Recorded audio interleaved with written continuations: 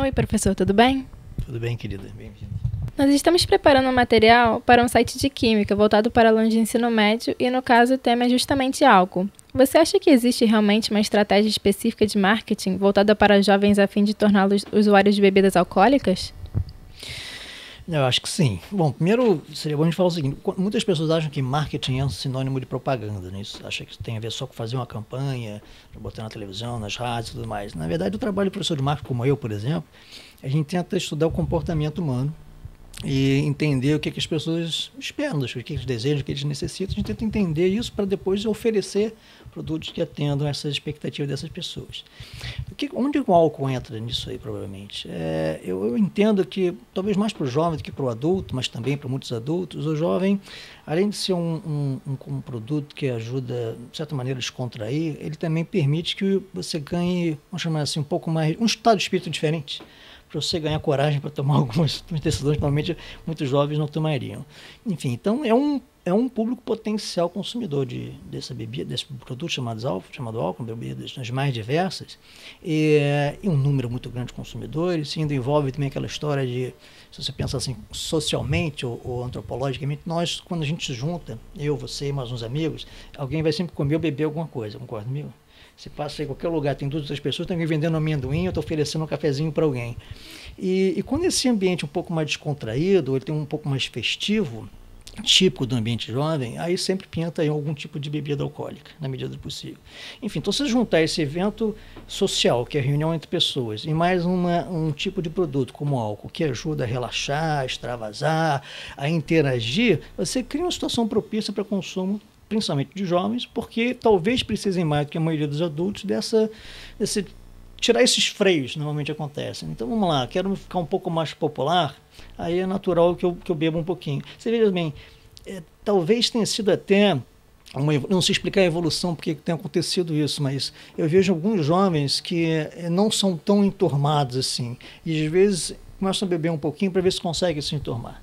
Não só para fazer parte daquele ambiente que é festivo, que é barulhento, que é com muita conversa, ele acaba se interagindo um pouco melhor com as pessoas, como também, se ele for um tímido, ele acha que ele vai ajudar de alguma maneira. Aí é o perigo. Seria isto ético, considerando que as pessoas nesta faixa etária estão muito influenciáveis e a associação de álcool mais juventude mais mortes no trânsito é evidente? Nós estamos falando de jovens aqui, né? Consumo de álcool em jovens. Agora, o que define um jovem? Você está falando de um jovem de 18, 19 anos, você está falando de um jovem de 35, 40 anos, o estado de espírito vai dizer o que é um jovem. Agora, você está falando de um jovem, aquele que ainda está formando a sua personalidade, que ainda tem uns traços de irresponsabilidade, todos nós temos, né? Mas um pouco menos de vivência para discernir o que é o certo e o que é errado e as consequências dos seus atos, aí certamente você tem um problema muito sério. E não é só uma questão de regulação que vem de cima para baixo, como do governo, mas acho que deve ser das empresas que comercializam os produtos, de fazer mais alertas do que normalmente eles fazem. Isso não tem a menor sombra de dúvida de que as consequências do consumo, elas têm uma responsabilidade de quem está oferecendo. No passado, não sei se você não vai lembrar disso, é muito menina, mas no passado fumaram um grande barato. Era um negócio de charme, não? Os grandes atores de cinema, as atrizes fumavam, aquilo muito. Enfim, então criou-se toda uma situação, assim, uma série de exemplos enfim, de grandes mitos e pessoas famosas que fumavam e que era um grande barato. Muitas pessoas seguiram aquilo achando que seria legal fumar e tal.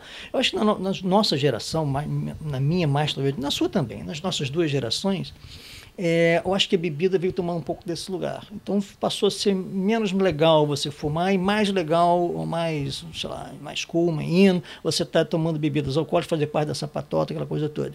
E as bebidas alcoólicas, as empresas que fazem bebidas alcoólicas incentivam esse tipo de coisa e a responsabilidade fica por conta do consumidor. Você que faz o que acha que deve. Se você tem uma boa formação, se você tem um bom controle sobre o seu consumo, se você é bem instruído, se seus pais te orientaram, enfim, se está bem orientado, você pode tomar conta das suas consequências, mas você nunca deveria acreditar que essa responsabilidade é apenas do consumidor. Porque, com seriedade, você sabe quanto de teor alcoólico tem em cada bebida que você consome? Não sei. Você sabe me dizer que tipo de efeito 2 ou 3 doses de caipirinha poderiam fazer sobre o seu comportamento? Sinceramente, não. Vou contar uma história rápida, não teve tanto com jovem, mas um amigo meu, e era um piloto, corria carro de automóvel. E depois de ter feito lá uns testes com o automóvel, na pista de corrida, eles resolveram tomar umas cervejas e fizeram um desafio uns com os outros, né? O pessoal da equipe, com ele. E a história era a seguinte, ele ia dar uma volta, 2 ou 3 voltas na pista e contar o tempo. E depois eles iam parar e tomar uma cervejinha. Depois ia dar mais umas 3 voltas, e parar e tomar mais uma cervejinha. Iam medir a diferença de comportamento, de padrão, de performance dele em cada vez que ele parava para tomar uma cervejinha dessa. Então ele parou, conversou e tal, deu aquelas voltas e tiraram o tempo dele. Aí tomou mais uma, vocês estão me ouvindo, agora presta atenção nisso. Aí tomou uma latinha de cerveja e voltou para a pista. A sensação do piloto é de que ele tinha melhorado na sua performance depois da primeira cerveja. Aí parou mais um pouquinho, tomou mais uma e voltou para a pista, para mais 3 ou 4 voltas. Aí achou que tinha melhorado mais ainda. E tomou uma terceira, e assim foi. Quando chegou na última, depois de ter tomado 5 latinhas, ele achou que aí não foi tão bem quanto nas primeiras. E foi ver depois o resultado daquela tomada. E o interessante é que, antes de tomar a cerveja, ele era muito preciso, as voltas dele iam na mesma casa do segundo. Depois ela começa a variar muito, uma vai melhor, outra vai pior. E conforme o número de cervejas foi aumentando, ele ia uma volta muito bem, outra muito mal, mas todas elas reduzindo o ritmo, reduzindo a performance. E a percepção dele enquanto piloto é de que ele estava cada vez melhor. Então esse efeito que o álcool tem na cabeça, de uma certa euforia, dá a entender, dá a percepção de que você está fazendo coisas melhores do que você faria antes. É exatamente o contrário o efeito. Então isso tem que ser alertado pelas empresas que comercializam juntamente com o governo para pressionar. Sem sombra de dúvida, é um problema ético. Desde que consumida com moderação, como dizem aquelas letrinhas pequenas, a bebida em si pode não ser ruim e proibir é sempre pior do que esclarecer. Mas não seria o caso de as empresas de bebidas alcoólicas terem elas mesmas maior responsabilidade social, contribuindo ou realizando campanhas de esclarecimento da população, de modo que tal consumo moderado não seja apenas aquelas letrinhas, ou isso seria apenas função do Estado? Certamente não é uma questão só de Estado. Obviamente que tudo que envolve saúde pública, que envolve risco da sociedade, tem que ter uma mão do governo, pelo menos para, se não for para fazer, pressionar as empresas que façam alguma coisa nesse sentido. É chamado consumo consciente ou responsabilidade social, que é uma coisa que está muito em voga hoje em dia, né, na área empresarial, felizmente. Ela cai bem nesse assunto chamado produção e consumo de bebida alcoólica. As letrinhas pequenininhas, elas de certa forma foram um pouco substituídas até por esses slogans, né? Consumo com moderação. Aliás, não usam consumo com moderação, eles dizem aprecie com moderação, que é uma coisa diferente. Eu acho que você tem que apreciar bastante. Apreciar no sentido de degustar, se você gostar daquele sabor. Agora, a moderação deveria ser no consumo, não da apreciação por si só, mas da quantidade. E isso não está muito explícito. Então, eu acho que aí tem um problema de comunicação que deveria ser melhor enfatizado pelas empresas. Do tipo assim, aprecie com vontade, não precisa de moderar não, agora beba pouco. Aquela história de se você for dirigir, não beba, não dirija, coisa que vai. Nesse sentido, acho que o governo pressiona e as empresas deveriam fazer. Agora, eu fico pensando aqui, uma das tarefas, uma das atividades da área de marketing, além de, obviamente, tentar identificar o que as pessoas querem, o que os consumidores estão procurando e fazer os melhores produtos para atender essas demandas, a gente tenta fazer coisas para comunicá-los, para que eles venham e consumam os nossos produtos. Nós brigamos aí entre as marcas, no melhor sentido das palavras, para cada um de vocês, consumidores, escolham a minha marca e não a do outro, enfim, a briga da concorrência.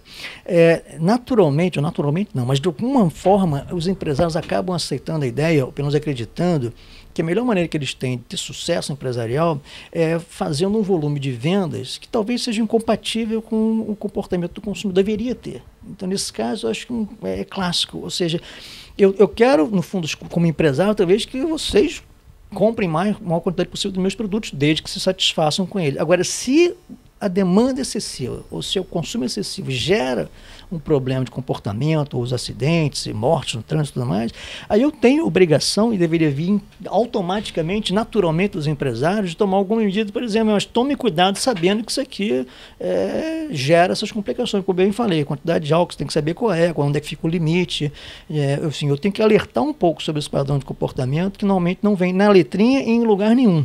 as letrinhas, que são talvez uma exigência legal, não tenho certeza que é absoluta, você tem que alertar de alguma maneira, dizer consuma com moderação, ela deveria vir mais do que apenas dizer isso, mas dizer, olha, se você for fazer qualquer atividade, no máximo pode tomar esse pouquinho aqui, ou enfim, de alguma forma ele tem que comunicar os limites de consumo, que do modo geral eu não vejo. Eu acho que tem um problema ético, e se as empresas não fazem naturalmente, tem um papel do Estado também.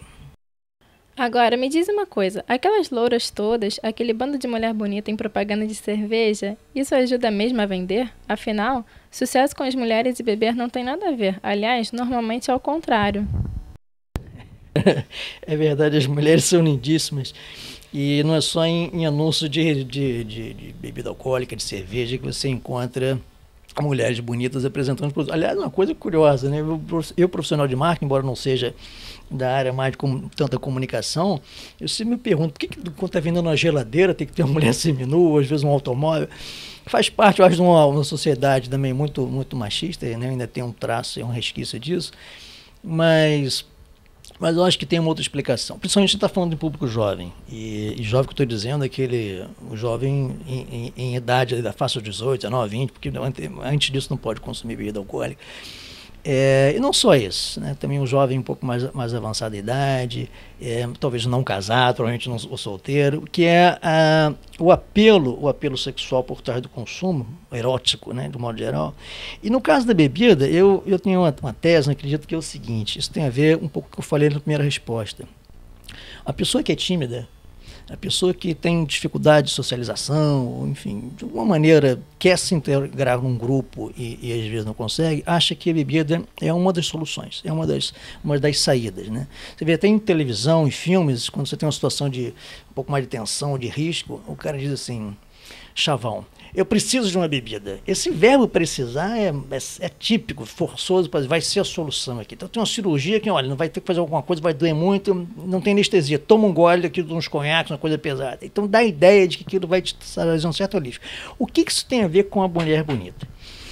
Eu acho, eu não falo só eu, lógico que eu vi outras pessoas falando sobre isso, eu acho assim, toda mulher muito bonita, um corpo e fisicamente, um rosto e tal, ela gera no homem, além da grande atração, no modo geral, também uma situação de, não é constrangimento não, mas uma certa, não seja nem medo, mas é uma apreensão, é uma coisa estranha. Não estou dizendo que o homem tenha medo da mulher, mas ele fica intimidado diante de uma mulher muito bonita, aquela coisa toda.